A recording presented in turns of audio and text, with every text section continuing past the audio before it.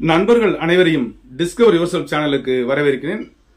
இன்னைக்கு நம்மளுடைய discover yourself சேனல்ல ஒரு சின்ன டிஸ்கஷன் ஆன் டெட் தகுதி தேர்வு யாரெல்லாம் எழுதணும். ஸோ 2009 கல்வி உரிமை சட்டத்தின்படி 1 to 5 வரைக்கும் எடுக்கக்கூடிய செகண்ட் கிரேட் டீச்சர்ஸ், அப்புறம் பட்டதாரி ஆசிரியர்கள் 1 to 8, அப்புறம் 10 வரைக்கும் இருக்கக்கூடிய பட்டதாரி ஆசிரியர்கள். ஏன்னா 1 to 8 குவாலிஃபிகேஷன் பட்டதாரி ஆசிரியர்கள் தான். அதனால பாத்தீங்கன்னா அந்த பட்டதாரி ஆசிரியர்களுக்கான தகுதி தேர்வு எழுதினா தான் அடுத்து மேற்கொண்டு என்ன நாம்ஸ்ல டீச்சர்ஸ் ரெக்ரூட்மெண்ட் பண்றாங்களோ இதர் சீனியாரிட்டி அடிப்படையில் இல்ல டைரக்ட் ரெக்ரூட்மெண்ட் அடிப்படையில் பண்ணணும். இப்போ முதல் முறையா பாத்தீங்கன்னா டெட் பாஸ் பண்ணவங்களுக்கு மட்டும் ஒரு ரெக்ரூட்மெண்ட் வச்சு பண்ணாங்க. இதுதான் சரியான மெத்தட் அப்படின்னு சொல்லிட்டு இப்போ உச்சநீதிமன்றம் தீர்ப்பு சொல்லியிருக்கு. வழக்கமா பாத்தீங்கன்னா இந்த தீர்ப்புக்கு எய்டட் ஸ்கூல் தான் மெயினா எய்டட் ஸ்கூல்ல உள்ளவங்களுக்கு தான் பிரச்சனை, அதே மாதிரி சிறுபான்மையினர் பள்ளியில் இருக்கவங்களுக்கு தான் பிரச்சனை, இந்த மாதிரி இருந்தது. இப்ப கவர்மெண்ட் ஸ்கூல்ல இருக்கக்கூடிய அப்பாயின்மெண்ட் ஆனக்கூடிய டீச்சர்ஸ் 2010-11 அப்புறமா அப்பாயின்ட் பண்ண டீச்சர்ஸ் டெட் எழுதாதவங்க ஜாயின் பண்ணியிருந்தாங்க அப்படின்னு சொன்னா அவங்களும் எழுதணும் அப்படின்ற மாதிரி ஒரு ஜட்ஜ்மெண்ட் இருக்கு.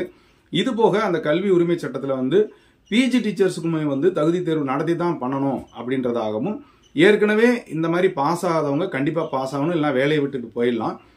ஒருவேளை அவங்க 55 அது பிளஸ் இருந்தாங்க அப்படின்னு சொன்னா அவங்க ரிட்டையர் ஆகிற வரைக்கும் எழுத வேண்டியது இல்லை. இந்த மாதிரி ஒரு வித்தியாசமான தீர்ப்பு வந்துச்சு.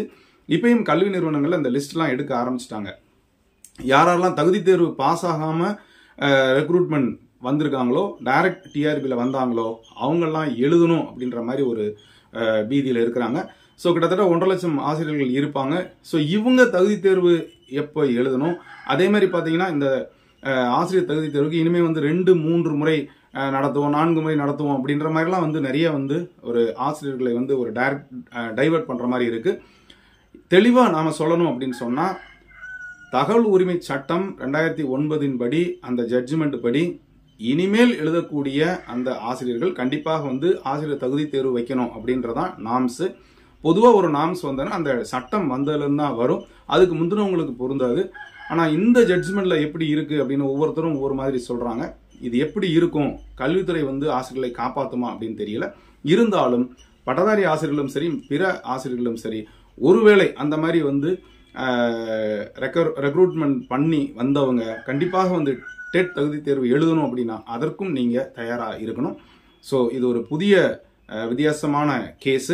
ஸோ இந்த கேஸ்ல இருந்து நாம விடுபடுறது எப்படி, ஆசிரியர்கள் எப்படி மீண்டும் தகுதி தேர்வு எழுத முடியுமா அப்படின்றதெல்லாம் ஒரு மிகப்பெரிய millions of questions behind you. So எது எப்படியோ கொஞ்சம் பொறுத்து இருந்து பார்ப்போம். அது வரைக்கும் கொஞ்சம் மன அமைதியா இருங்க. ஸோ இது பெரிய ப்ராப்ளமா இருக்காது அப்படின்றதான் என்னுடைய எண்ணம். இது வரைக்கும் நம்முடைய சேனலை சப்ஸ்கிரைப் பண்ணிட்டு கூட இருக்கிற பெல் ஐகானையும் கிளிக் பண்ணிட்டு ஆல் ஆப்ஷனை மறக்காம செலக்ட் பண்ணுங்க. உங்க நண்பர்களுக்கும் ஷேர் பண்ணுங்க. இதை பத்தி ஒரி பண்ணாதீங்க. மீண்டும் சந்திக்கலாம். நன்றி, வணக்கம்.